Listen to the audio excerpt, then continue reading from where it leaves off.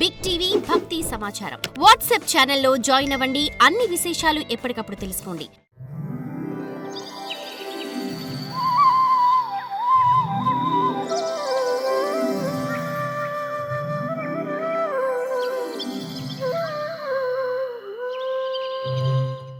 మానవుల హృదయం యొక్క పవిత్రతను మరియు శక్తిని హరించే కలిని దాటడం చాలా కష్టమైన పని కదా.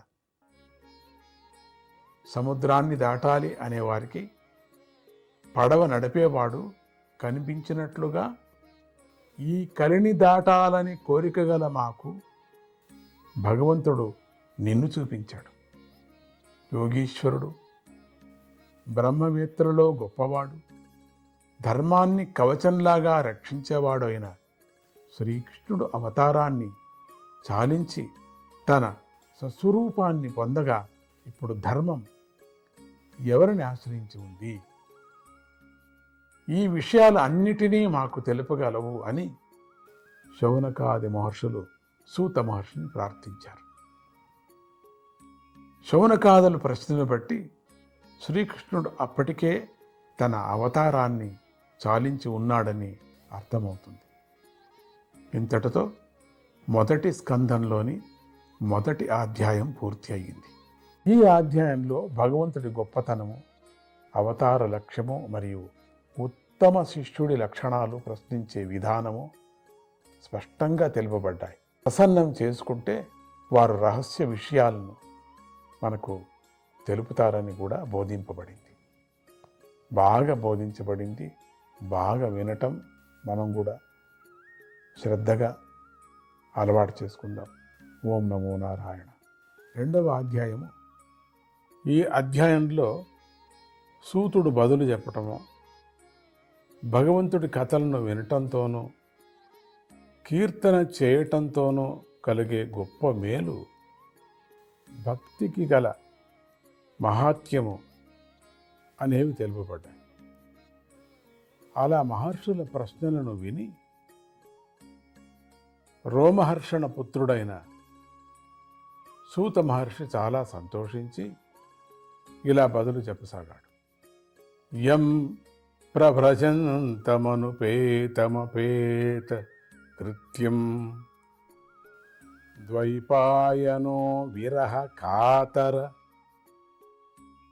ఆజువాహ పుత్రేతి తన్మయతయా తరవోవి నేదుః తం సర్వభూత హృదయం మునిమానతోస్మి.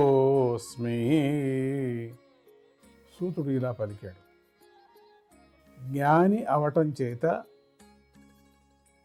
అన్ని కర్మబంధాల నుండి విడవబడి ఉన్నటువంటి శుక మహర్షి ఉపనయనం కాకుండానే ఒంటరిగా అన్నిటినీ విడిచిపెట్టి వెళ్ళిపోతూ ఉండగా తండ్రి అయిన వ్యాస మహర్షి ఆ పుత్ర వియోగానికి భయపడి ఓ పుత్రా పుత్రా అని పిలవగా శుకుడి స్వరూపాలైనటువంటి వృక్షాలు ప్రతిధ్వనించి ప్రత్యుత్తరాన్ని ఇచ్చాయి. అట్లా పిలుస్తూ ఉండంగానే అక్కడ ఉండేటువంటి అన్ని చెట్లు కూడా ప్రతిధ్వనాలిచ్చి అవి కూడా పలుకుతున్నట్టుగా అనిపించింది. అట్లా అందరి హృదయాల్లోనూ ఆత్మస్వరూపంగా ప్రకాశించే అటువంటి శుకమహర్షికి నేను నమస్కరిస్తూ ఉన్నాను.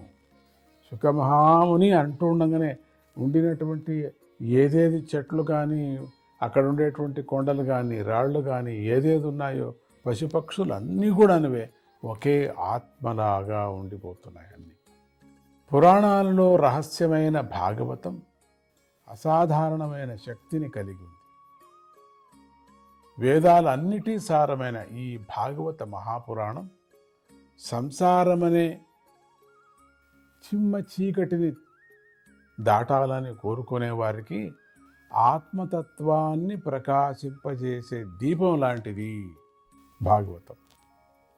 ఆత్మదర్శనం కావాలా, నాకు ఆత్మ సాక్షాత్కరించాలా, ఆత్మ ఏమిటని తెలియాలా అనే వాళ్లకు భాగవతం ఒక దీపం అటువంటి జ్ఞానం ఉన్నప్పటికి కూడా ఒక అజ్ఞానం చీకటిలో పడి కష్టపడుతూ ఉంటారు.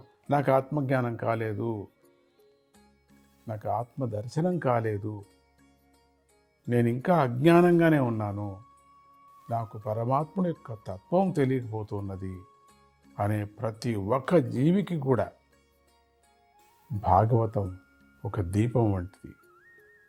కారు చీకటి ఇది. మన సంసారము, ఈ తాపత్రయాలన్నీ కూడా శరీరానికి ఎప్పుడు రోగము, సంసారంలో దుఃఖము. సంతోషం అనేది ఎక్కడా కనపడటం లేదు. భగవద్ దర్శనం అయినప్పుడే, ఆత్మతత్వం తెలిసినప్పుడు మాత్రమే ఆనందం అనేటువంటిది కనపడేది, వెలుతురు కనపడేది. వెలుతురే పరమాత్ముడు.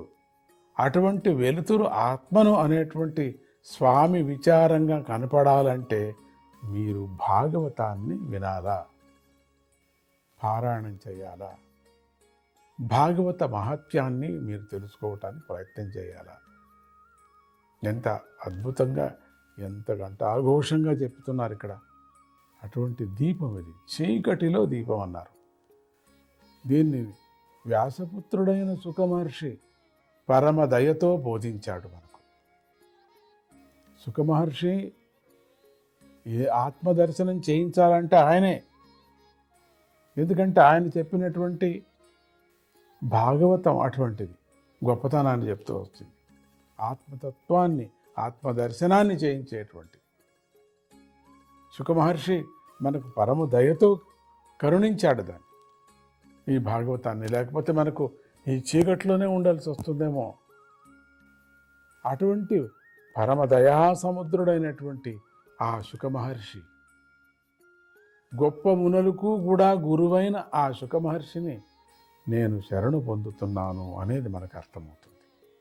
నారాయణం నమస్కృత్య నరం చైవ నరోత్తమం దేవీం సరస్వతీం వ్యాసం తతో జయ ముదీరయేత్. మానవులలో సర్వశ్రేష్ఠులైన నారాయణ మహర్షులను, సరస్వతీదేవిని మరియు వ్యాస మహర్షిని నమస్కరించి, ఆపై ఆత్మజయాన్ని కలిగించే శ్రీమద్భాగవతాన్ని పఠించాలి. భాగవతాన్ని కూడా జయమని అంటారు, అంటే భారతాన్ని కూడా అంటారు, భాగవతాన్ని కూడా అంటున్నారు. జయం అనే పదం అనే సంఖ్యకు సంకేతం, 18 అనే సంఖ్యకు సంకేతమే జయం.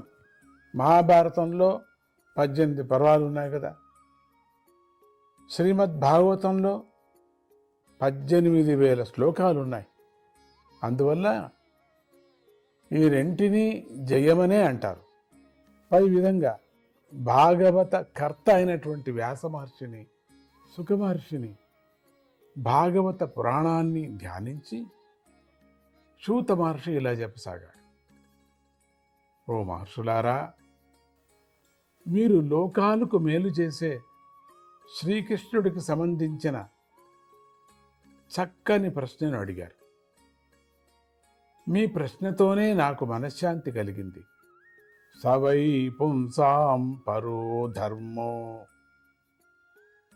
యతో భక్తి రతోక్షజే అహైతుక్య ప్రతిహత యయాత్మా సుప్రసీదతి వాసుదేవే భగవతి భక్తియోగః ప్రయోజితః జనయత్యాశు వైరాగ్యం జ్ఞానం చ యదహైతుకం. మనుష్యులకు భగవంతుని యందు భక్తి కలిగించే ధర్మమే అన్నిటికన్నా గొప్పది. ఎందుకంటే అందులో స్వార్థము, విఘ్నాలు, భయము ఉండదు కదా. అటువంటి భక్తితో హృదయం చాలా ప్రసన్నమవుతుంది. జగత్పతి, జగత్పిత అయినటువంటి వాసుదేవుని యందు కలిగిన భక్తి నిష్ట వైరాగ్యాన్ని కలిగిస్తుంది. హేతువులకు అంతుచిక్కని ఆత్మజ్ఞానాన్ని కలిగిస్తుంది. ధర్మాన్ని చక్కగా ఆచరించేటప్పటికీ అది మనుష్యులకు భగవంతుని కథలయందు ప్రీతిని కలిగించకపోతే వారు చేసిన ఆ ధర్మాచరణ కేవలం వృథా ప్రయాసంగా పరిశ్రమంగా మిగిలిపోతుంది. పరిశ్రమం చాలా శరీర శ్రమం కూడా అంటారు దాన్ని. పరిశ్రమం ఏదో కర్తవ్యం చేస్తున్నాను అనే విధంగా మిగిలిపోతుంది అంటున్నారు. నారాయణ.